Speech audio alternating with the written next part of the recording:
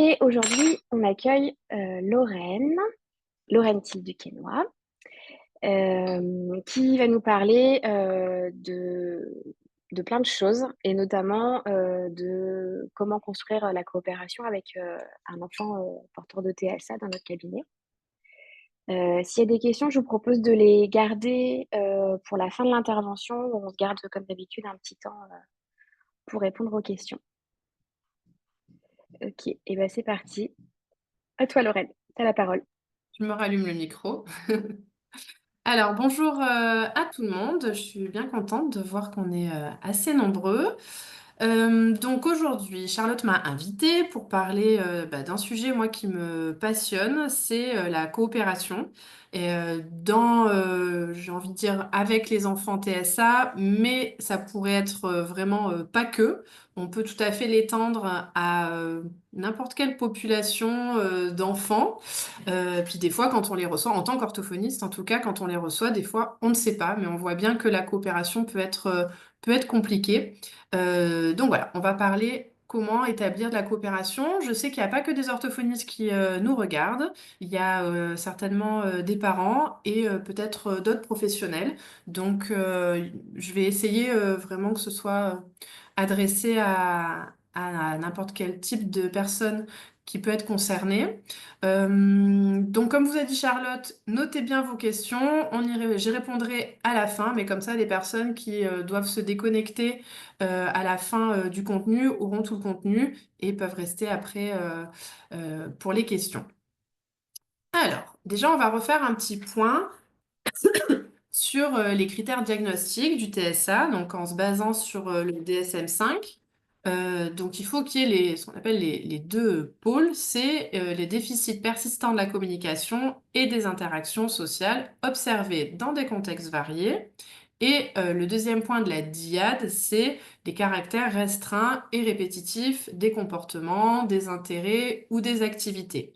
Tout ce qui est trouble de la langage et communication, ça a été intégré en fait dans le premier point avec les interactions sociales.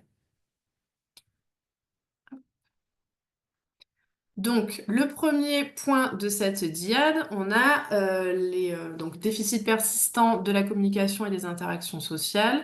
On peut avoir des difficultés de réciprocité sociale, c'est la capacité à interagir, à maintenir l'échange ou émotionnel. On peut avoir des difficultés au niveau de l'approche sociale, de la conversation, du partage des intérêts, partage des affects, des difficultés d'initiation ou de réponse dans les interactions. On peut observer des difficultés de communication non verbale, au niveau du contact visuel aussi, et au niveau du langage du corps, des gestes, des expressions faciales. On peut avoir des difficultés également dans l'ajustement du comportement aux contextes sociaux, aux différents contextes. On observe des difficultés dans le développement du jeu, notamment dans les jeux imaginatifs, mais j'ai envie d'étendre aussi beaucoup d'enfants TSA ont des difficultés dans les jeux tout court et aussi bien sûr l'intérêt pour les pairs qui va être souvent difficile, atypique en tout cas. Le deuxième pôle de la dyade, on a le caractère restreint ou répétitif des comportements, des intérêts ou des activités. Donc là, on va pouvoir observer des particularités au niveau du mouvement. Par exemple, le fameux flapping qui est assez connu, qui va peut-être arriver quand l'enfant traverse une émotion qui peut être positive, négative, ou des fois il peut le faire par des moments où il n'est pas occupé, justement. Une utilisation du langage particulière, l'utilisation d'objets stéréotypés et répétitifs. Par exemple, c'est l'enfant qui va prendre une petite voiture et au lieu de la faire rouler, il va la retourner et faire tourner la roue, ou avoir l'utilisation du langage de pas forcément adresser à l'autre, avoir des phrases qu'il va répéter, entendues dans un autre contexte, mais qui peut avoir une fonction particulière, mais qui va être un petit peu atypique. On observe aussi beaucoup l'intolérance au changement, l'adhésion inflexible à des routines, des comportements verbaux ou non verbaux ritualisés, des intérêts restreints, fixes, qui peuvent paraître anormaux. On aime bien utiliser le terme de spécifique aussi. Et on a la sphère après sensorielle qui est souvent impliquée avec une hyper ou une hyporéactivité aux stimulations sensorielles ou des intérêts inhabituels sensoriels. Par exemple, dans la semaine, une maman m'a montré une vidéo de son petit garçon qui en fait suivait les lignes des meubles et se mettait en courant à suivre les lignes des meubles, où des fois ça peut passer un peu inaperçu. On voit un enfant qui court, mais en fait quand on regarde qu'est-ce qu'il cherche, c'est qu'en fait il y a une stimulation visuelle par rapport aux lignes des meubles qui étaient un peu toutes alignées dans ce salon. Donc voilà pour le point au niveau des symptômes du TSA. Hop. Donc, quels sont les défis de l'orthophoniste par rapport à ces enfants-là? Alors, j'ai mis orthophoniste, mais ça peut être aussi les défis en fait des adultes partageant la vie de ces enfants-là. Donc, par exemple, on peut avoir peu d'attention conjointe, hein, c'est-à-dire qu'on va essayer de les faire s'intéresser à quelque chose et ça ne va pas fonctionner parce qu'on sait que dans les compétences socles, l'attention conjointe, elle est souvent chutée euh, avec ces enfants-là. Il va pas s'intéresser à moi, c'est-à-dire que vous le recevez par exemple au bilan ou chez vous, vous essayez de mettre en place une activité et ça ne fonctionne pas, il ne s'intéresse pas et du coup l'adulte ne sait pas quoi faire pour se rendre intéressant aux yeux de l'enfant. Il ne joue pas au jeu que je lui propose. Souvent, les orthophonistes ou des professionnels vont pas forcément avoir dans le bureau du matériel à proposer. On sort des activités qui d'habitude intéressent les enfants. Là, ça va pas les intéresser et du coup, on sait pas trop quoi faire. Et pareil, moi, souvent, j'ai des parents qui me disent, mais si vous voyez tous les jouets qu'il a à la maison, en fait, il ne joue à rien, il va s'intéresser à autre chose. Donc, on sait pas quoi en faire non plus. Un temps d'attention qui peut être très court, avec une attention très labile. On peut avoir un enfant qui va être agité, qui passe d'une chose à l'autre, qui vide les placards, il va s'intéresser à quelque chose, puis en fait il va passer à autre chose. Ça peut être difficile de savoir comment faire pour qu'il reste un peu plus posé pour s'intéresser aux jeux qu'on peut lui proposer ou aux activités. L'agitation motrice, du coup, ça va avec. Et ça peut être aussi des recherches sensorielles, des recherches vestibulaires, un enfant qui va tournoyer, qui va beaucoup courir, déambuler, sauter. Faut avoir en tête que ça peut être aussi une recherche sensorielle et comment rendre cette recherche-là un atout dans notre partenariat avec l'enfant. On va voir ça. Les autostimulations, effectivement, ça peut être par exemple des cris ou ça peut être l'enfant va s'autostimuler avec son corps ou avec son environnement. Des comportements défis, alors attention, dans le comportement défi, ça peut être mal interprété. C'est pas que l'enfant nous défie, bien sûr, c'est pas volontaire, mais c'est des comportements qui vont être un défi pour l'adulte et de savoir comment on fait avec ces comportements peut-être inadaptés, qu'est-ce qu'on peut en faire et comment on peut les déjouer.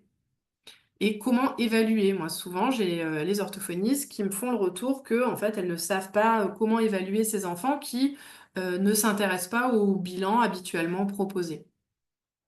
Et de savoir quel objectif avec ces enfants-là. Hop, je crois que c'est bon. Et hop, on passe là-dessus. Donc, le but premier, que ce soit pour les orthophonistes ou pour un adulte qui va avoir affaire à ce public-là, en tout cas, ça va être vraiment de chercher la coopération.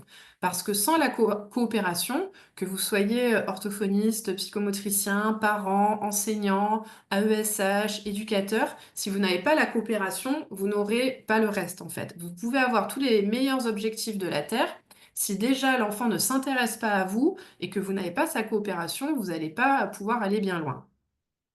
Donc avant toute chose, c'est vraiment primordial, moi j'aime bien cette expression de trouver la porte d'entrée. Donc de trouver la porte d'entrée de ce qui va l'intéresser. Et des fois, on me fait le retour, c'est un enfant qui ne s'intéresse à rien.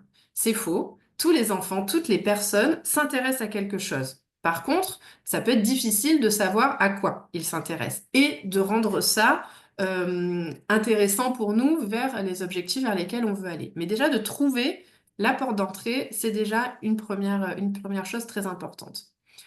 Le but, moi, au bilan, après avoir fait l'inventaire, enfin l'entretien avec la famille, de savoir un peu tout ce qu'ils ont à me raconter sur le développement de l'enfant, tout ça, je leur dis, moi, mon but, c'est d'aller chercher ce qui lui plaît. Déjà dans mon bureau pour savoir qu'est-ce que c'est qui va faire, qui va s'intéresser à moi, quels sont ses renforçateurs. Donc, on va faire un inventaire des renforçateurs. Et l'idée, c'est de suivre l'intérêt de l'enfant. J'aime bien aussi cette expression-là, faire feu de tout bois. Donc, c'est une expression qui est déjà utilisée, que j'avais déjà entendue en formation en langage oral, par exemple, mais qui est tout à fait applicable, notamment en intervention précoce. Faire feu de tout bois, c'est vraiment toute initiative de l'enfant, quelle qu'elle soit, qui tend vers une coopération, vers un échange, vers une interaction, doit être renforcée. Donc nous, ça nous demande d'être très attentifs aussi aux moindres petits signes d'interaction que va lancer l'enfant. Et l'idée, c'est d'abord l'enfant que vous recevez ou que vous avez à la maison ou dans votre contexte professionnel va choisir une activité, un jeu, ça peut être n'importe quoi. On va observer qu'est-ce qu'il en fait. Peut-être qu'il y a une action répétitive, peut-être qu'il y a des recherches sensorielles. Il va pardon. Il va l'utiliser d'une certaine façon. Donc on observe d'abord. Ensuite, on va commenter. Ah, tu fais rouler. On commente ce qu'il fait. Ensuite, on peut aider. Ensuite, on va imiter. Ensuite, on va essayer de varier. Et puis, ça sera important de savoir stopper. Parce que des fois, les collègues me disent, j'ai trouvé une activité qui lui plaît, mais je ne sais pas comment arrêter et il ne fait que ça. Le problème, c'est que quand on ne sait pas stopper l'activité, ben, on va le laisser faire et il y aura peut-être pas assez d'interaction, donc on ne sera pas dans nos objectifs. Et puis, c'est surtout que il va s'en lasser. Et donc, il sera complètement à satiété de ce renforçateur, de cette activité-là.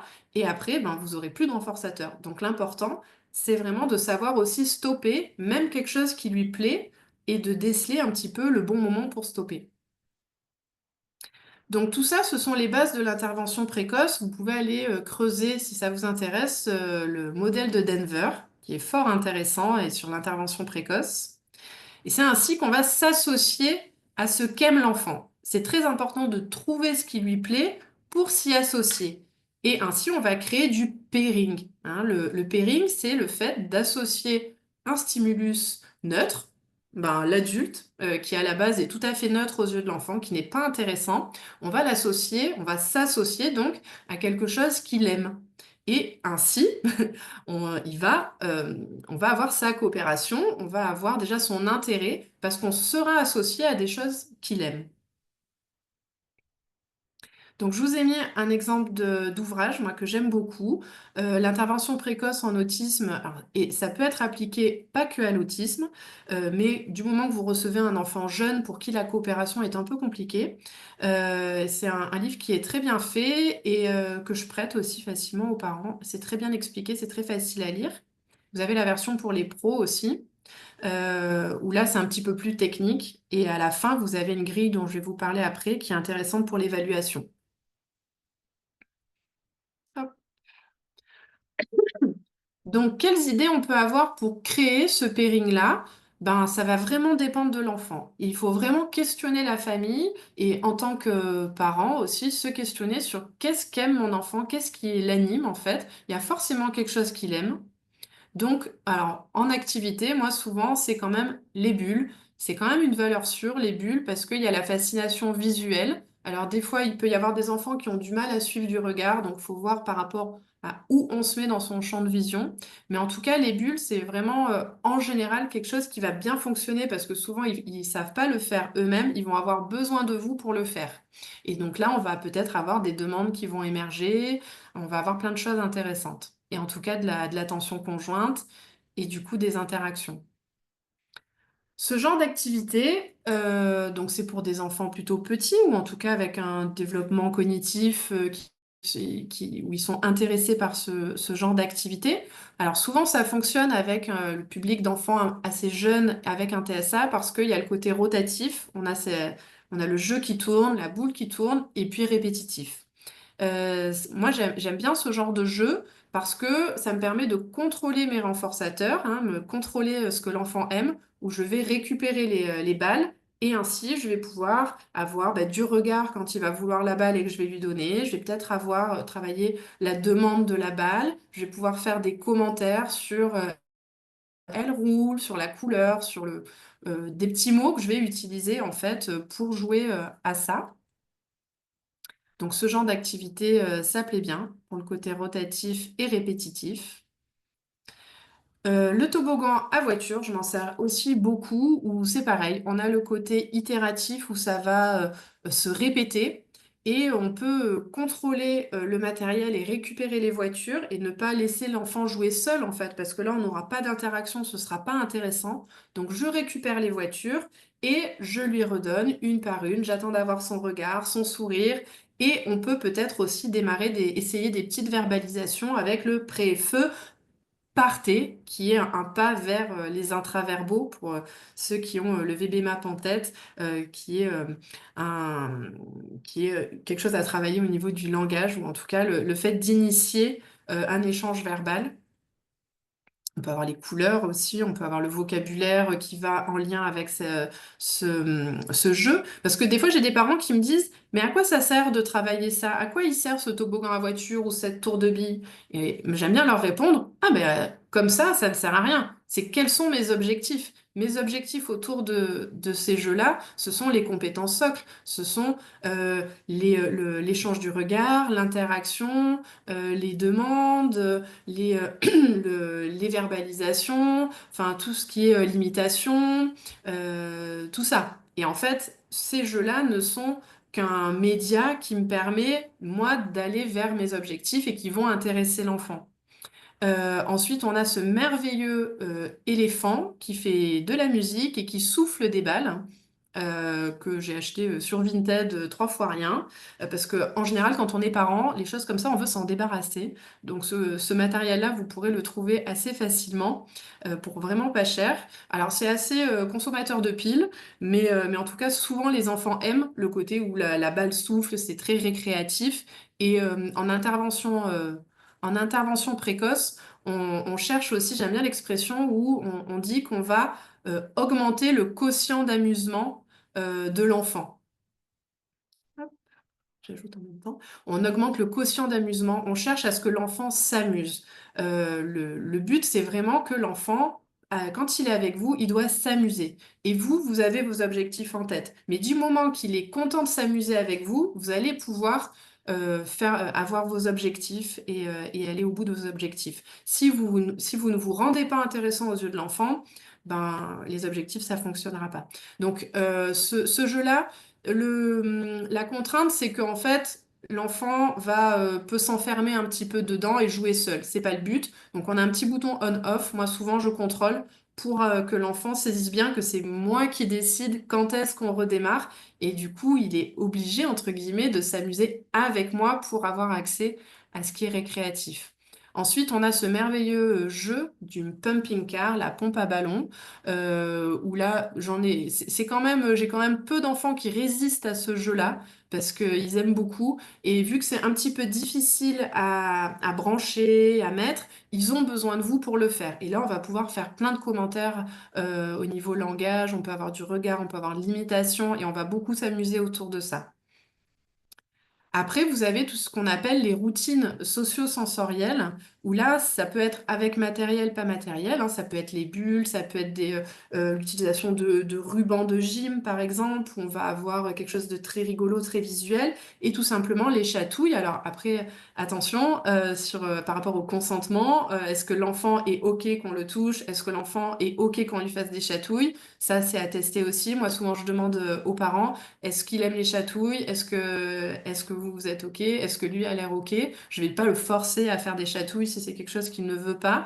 Mais en tout cas, si c'est quelque chose qu'aime l'enfant, ben, on va pouvoir l'utiliser parce que notamment des enfants qui ont du mal à s'intéresser aux jouets, ben, le fait de les faire tournoyer, de les chatouiller, de faire par exemple des comptines comme bateau sur l'eau, des choses comme ça, on va pouvoir avoir des interactions hyper intéressantes et du temps de qualité. Après, pour les enfants qui ont des recherches davantage vestibulaires, des recherches sensorielles au niveau du mouvement, il y a ce genre de jeu où, avec des trampolines, avec des choses, on va pouvoir bouger et avoir du temps de qualité autour de ce genre d'activité-là. Après, on peut avoir tout simplement l'alimentation. Euh, les renforçateurs alimentaires, c'est pas forcément négatif où il va bien travailler, il aura un gâteau après. L'idée, c'est en fait de se rendre intéressant. Et il y a des enfants pour qui la nourriture, c'est vraiment quelque chose de très satisfaisant pour eux. Donc, on peut utiliser déjà de faire un petit goûter ensemble. Ben, ça va être un temps qualitatif pour eux. Et ensuite, comment les intégrer ce temps-là à nos activités et à nos objectifs. Ça peut être une porte d'entrée aussi, si tout le monde est d'accord, si le parent est, si la famille est d'accord et que l'enfant est intéressé. Donc voilà, je vous ai mis un style de boisson que moi j'ai beaucoup de patients qui aiment ça. Oui, c'est trop sucré, on est bien d'accord, hein. Mais souvent mes patients boivent ces petites choses-là et on peut avoir un temps où déjà ils vont prendre leur petit goûter avec moi au démarrage et ça va nous permettre d'avoir une bonne entrée en matière pour des activités que je vais leur proposer derrière. Et les bonbons, ça peut être aussi en tant que renforçateur, pas trop non plus, c'est très sucré, je sais. Hop. Donc c'est quoi un renforçateur? Depuis tout à l'heure, j'utilise le terme de renforçateur. Euh, Des fois sur les réseaux ou quand je rencontre d'autres professionnels ou d'autres personnes, des familles, il y a un peu la confusion entre le renforçateur, c'est une récompense. Il va bien travailler, il aura son renforçateur après. À la base, c'est pas forcément ça. Un renforçateur, c'est vraiment une réponse positive donnée à l'enfant ou à la personne qui vise à encourager l'apparition d'un comportement souhaité. Vous voyez, par exemple, quand je suis en visio comme ça, quand c'est pas filmé, en général, j'aime bien avoir les caméras ouvertes et de voir les réactions des gens, pour moi, c'est un renforçateur parce que c'est une réponse positive à ce que je dis. Voilà. Le renforçateur social aussi, hein, de dire voilà, c'est ça, c'est bien, c'est une réponse positive et ça doit vraiment encourager à continuer et à refaire le comportement, plus que vraiment le féliciter à la fin. Le renforçateur, on dit qu'il peut être intrinsèque à l'activité. Donc en fait, c'est vraiment le résultat de l'activité lui-même qui est renforçant. Par exemple, les bulles, c'est une activité qui, moi, m'intéresse au niveau de mes objectifs parce que je vais avoir des demandes, je vais avoir de l'interaction, je vais avoir peut-être des commentaires verbaux, je vais avoir de l'imitation. Enfin, il y a plein de choses qui vont m'intéresser dans l'activité des bulles. Donc c'est une activité que je vais moi-même choisir. Et elle va être intrinsèquement renforçante parce que l'enfant va adorer voir les bulles. Donc, j'ai pas besoin d'aller mettre un renforçateur après quand l'enfant est intéressé par cette activité-là. Et des fois, j'ai besoin d'avoir un renforçateur extrinsèque à l'activité. Quand mon activité pour moi est importante au niveau de mes objectifs, je veux apprendre à faire ça à l'enfant. Par exemple, imaginons un puzzle parce qu'on a envie de développer cette compétence pour qu'elle puisse être généralisée à l'école, au domicile, peu importe. Je vais ajouter un renforçateur après si le puzzle n'est pas quelque chose qui lui plaît. Donc ça va être donné en plus. Et ça peut être aussi, un renforçateur peut être alimentaire ou social. D'ailleurs, c'est bien quand on utilise un renforçateur extrinsèque donné en plus ou même alimentaire, on va de toute façon utiliser les renforçateurs sociaux pour donner une réponse positive à l'enfant que ce qu'il fait, c'est bien. Et l'idée, c'est de toujours le mettre en réussite pour qu'il puisse apprendre plus facilement et avoir envie de refaire. Donc, comment rejoindre nos objectifs? Donc là, je parle du VBMAP et du curriculum ESDM. Donc, c'est la grille que vous avez à la fin du livre du Denver pour les professionnels. Sachez que c'est pas l'apanage des orthophonistes, hein, le VBMAP et ce genre de curriculum. Les orthophonistes n'ont pas le monopole de la communication. Un enfant, il va communiquer dans tous les contextes. Donc on peut remplir ce genre de grille à plusieurs mains, c'est tout à fait intéressant. D'ailleurs, dans la grille de l'ESDM, on peut avoir rempli par la famille et par les différents professionnels qui vont voir l'enfant. C'est tout à fait complémentaire. Hop. Donc le VBMAP et la grille ESDM, c'est aussi ce sont des outils critériés. Donc on va avoir des critères de réussite et ça va nous donner des objectifs précis au niveau des compétences socles, au niveau des opérants verbaux, donc des axes de langage qu'on va devoir travailler, de langage et de communication. Donc l'idée au niveau des séances, ça va être déjà de faire varier les renforçateurs identifiés, les activités qui plaisent à l'enfant. On va essayer de les faire varier pour justement savoir quand stopper. On va stopper quand quand vous ressentez qu'il commence un petit peu à en avoir légèrement marre, mais pas trop non plus. Pas une fois qu'il vous le balance, parce que là, c'est dommage, l'interaction est coupée. Mais quand vous voyez qu'il commence à être à satiété, on fait varier. Et, et aussi l'enfant qui va être trop excité par rapport à un renforçateur et vous allez plus pouvoir être dans vos objectifs non plus. Donc l'idée, ça va vraiment être de travailler les transitions entre les activités appréciées. N'oublions pas les outils visuels qui vont nous aider aussi à améliorer ces transitions parce qu'on sait que chez les enfants TSA, les transitions peuvent être difficiles. Contrôler ces renforçateurs, c'est très important. Le fait que l'enfant comprenne que c'est vous qui êtes en gros le détenteur des renforçateurs, des activités qu'il aime, et ainsi vous allez pouvoir développer le panel de renforçateurs. Et dans ces petites activités toutes simples que je vous ai montrées, l'idée, ça va être de donner aussi des consignes simples dans les activités appréciées. Pour ceux qui connaissent le VB-MAP, on va avoir les premières réponses de l'auditeur. Donc, on va lui dire donne, appuie, ouvre, ferme, et on va commencer à travailler la compréhension de consignes via des activités qui leur plaisent énormément et qui vont être très motivantes.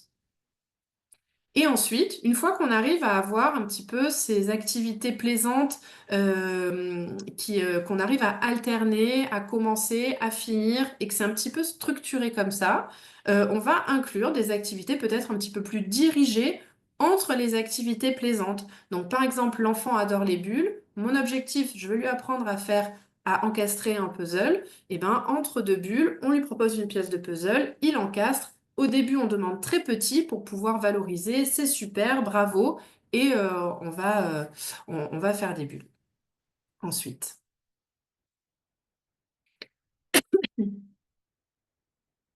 Donc, l'idée, c'est de commencer par le pairing, bien sûr, et ce pairing, il va nous mener à ce qu'on appelle le contrôle instructionnel. Si vous voulez en savoir plus, notamment sur le site de ABASD, vous avez les 7 étapes du contrôle instructionnel de Schramm, où c'est vraiment bien détaillé, vous pouvez aller le retrouver. Donc là, je vous les ai mis rapidement. Donc, l'idée, c'est le contrôle instructionnel, c'est vraiment, ça commence par montrer à l'enfant que c'est vous qui détenez le renforçateur et c'est vous qui décidez quand est-ce qu'il l'aura.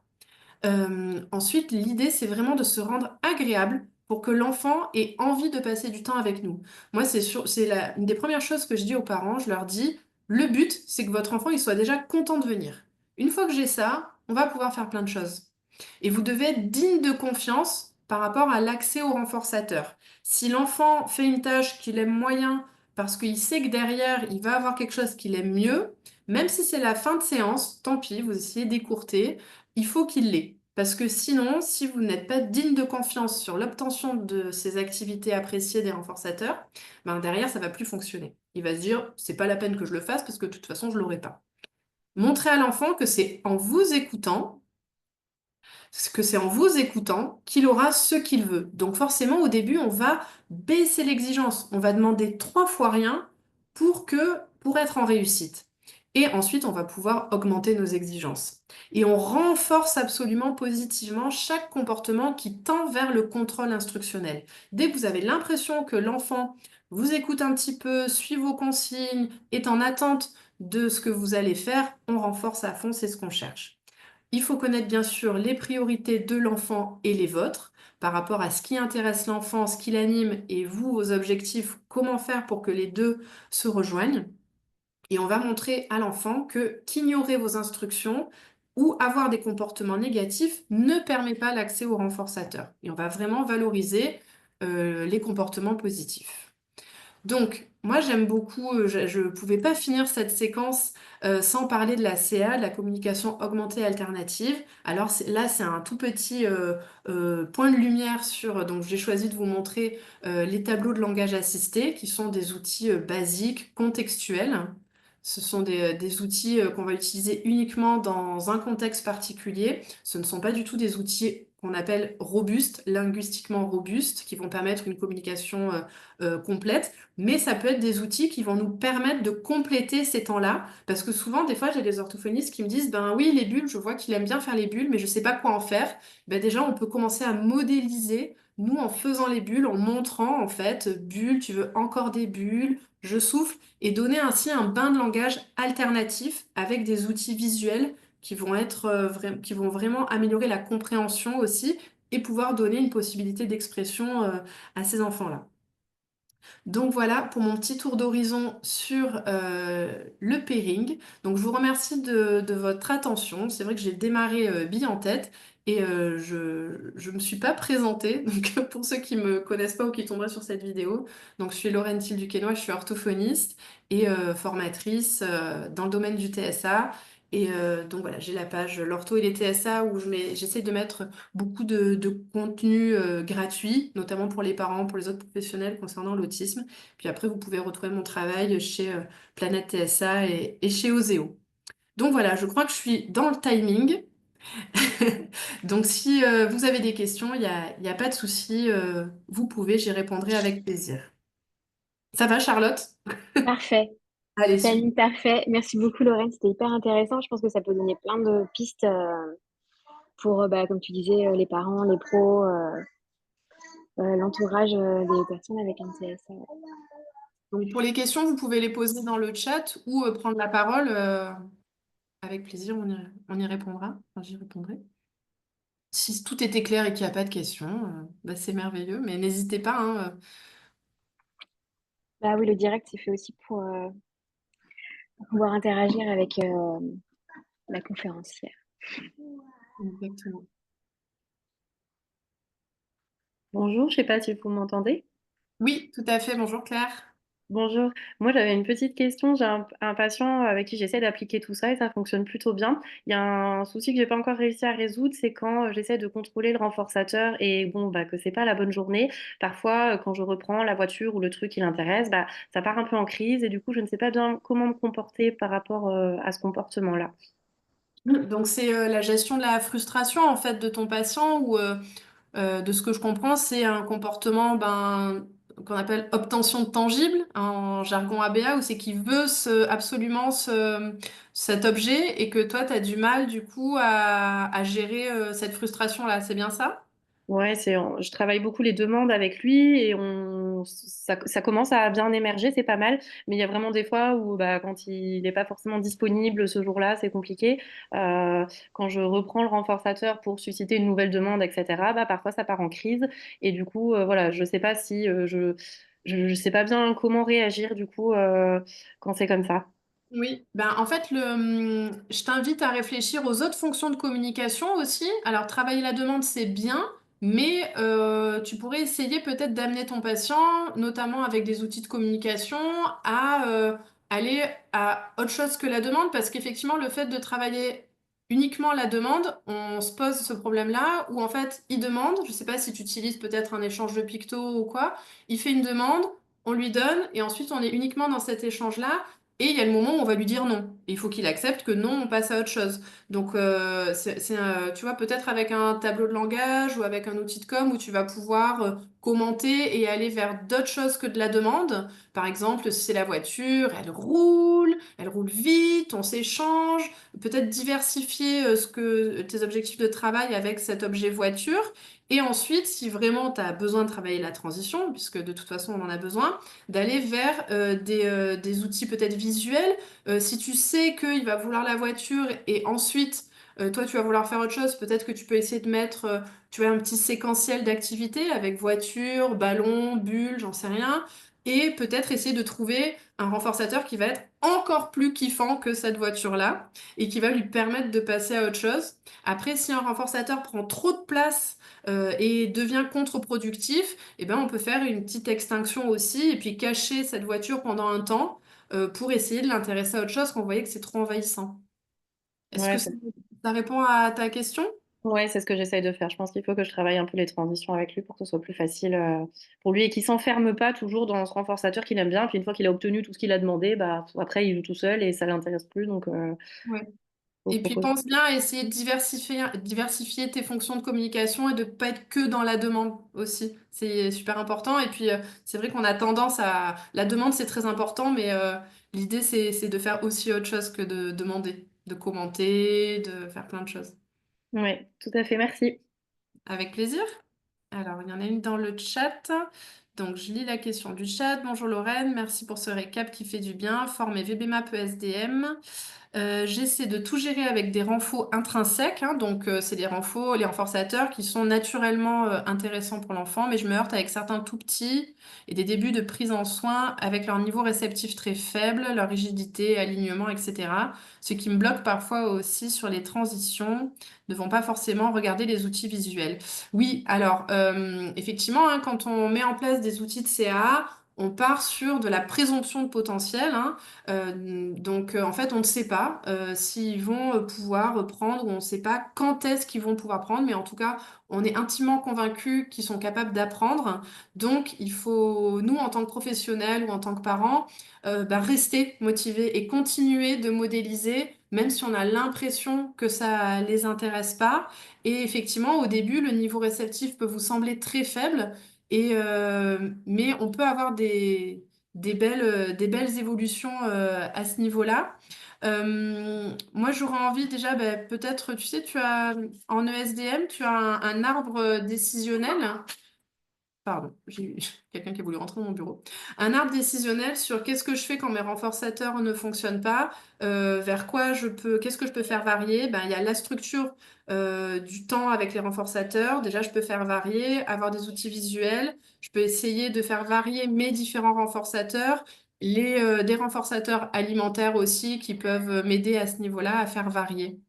Alors du coup, c'est très court pour répondre à ce genre de questions, hein. Ça demanderait de creuser ton cas clinique un peu plus. Voilà.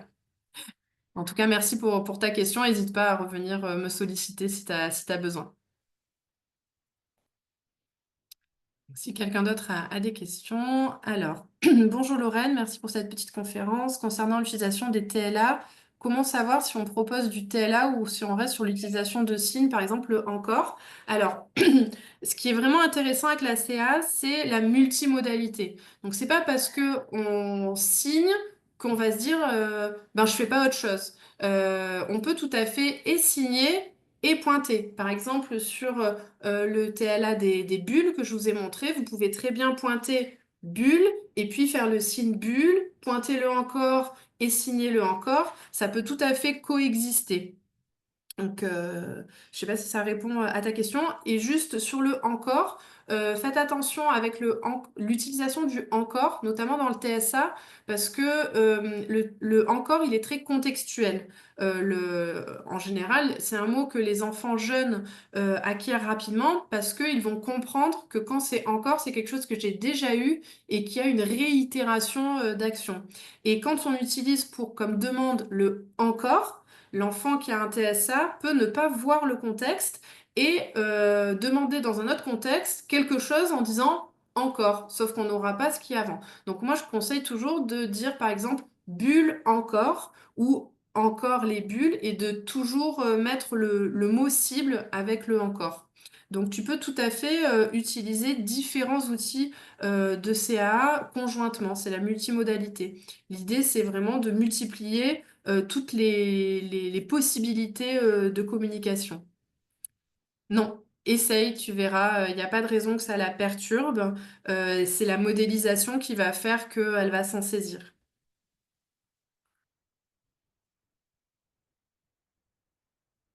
N'hésitez pas si vous avez encore des petites questions. J'essaie d'y répondre rapidement au mieux. Après, si c'est pour un cas clinique plus compliqué, j'aurai pas forcément le temps. Mais Oui, bonjour. Bonjour. oui, bonjour. Euh, alors moi, je suis intervenante à domicile. Je m'occupe d'un petit garçon de 10 ans qui est autiste non-verbal. Euh, alors moi, il partage volontiers avec moi. J'arrive à jouer avec lui, il n'y a pas de souci. Mais ce qui me pose problème, c'est quand son frère de 6 ans intervient. Et là, du coup, il s'arrête et il veut pas jouer. Ça y est, je l'ai complètement perdu dans les jeux et j'ai du mal à le remettre un petit peu dans les activités. Mais ce qui serait intéressant de voir, tu sais, c'est vraiment de faire une analyse fonctionnelle. Et moi, de ce que j'entends, c'est que tu me dis, ben, quand le frère arrive, ça me coupe l'interaction que j'ai avec cet enfant. Donc, de chercher un petit peu pourquoi. Est-ce que c'est que il veut pas partager du matériel ou est-ce que c'est que l'interaction avec son frère devient plus intéressante qu'avec toi? Euh, Non, justement, il a vraiment pas d'interaction avec son frère. Et du coup, même quand son frère arrive, voilà, lui, il a plus du tout envie. Et du coup, voilà. Ben, c'est dans le plus envie. Par exemple, tu vois, moi j'ai une fratrie avec des enfants TSA où il y a des problèmes d'hétéro-agressivité où en fait la sœur tape beaucoup son petit frère parce qu'il y a des réactions et que du coup elle va chercher l'attention comme ça. Et c'est un vrai problème intrafamilial et de comportement. Donc en fait, il faut arriver à creuser un peu. Alors, moi j'entends que ton objectif, ça serait peut-être de développer les interactions entre frères. Exactement. Voilà, d'accord, ok.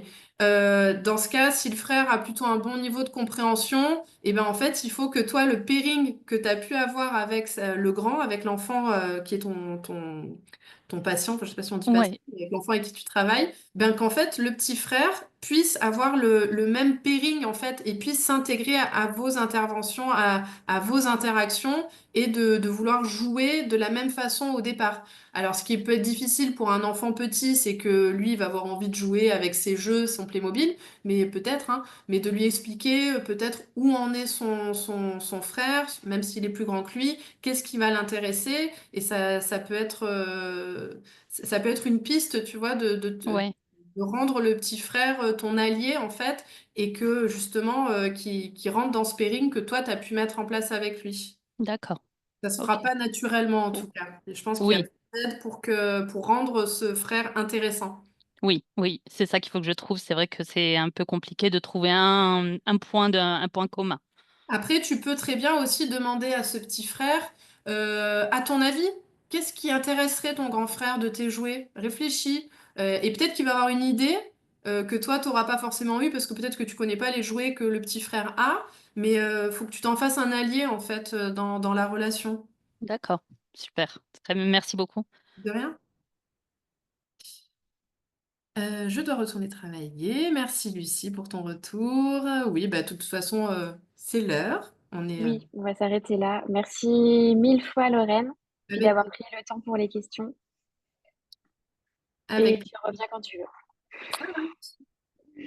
Merci Merci. à tous et à toutes, Bonne et puis à bientôt. journée. Au revoir. Au revoir.